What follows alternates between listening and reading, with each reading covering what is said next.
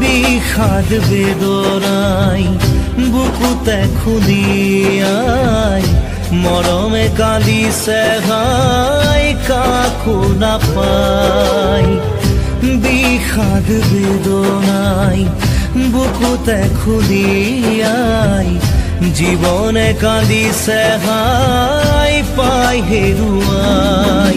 দুখে আৱৰিছে আহি আশাৰ সমাধি বিচাৰি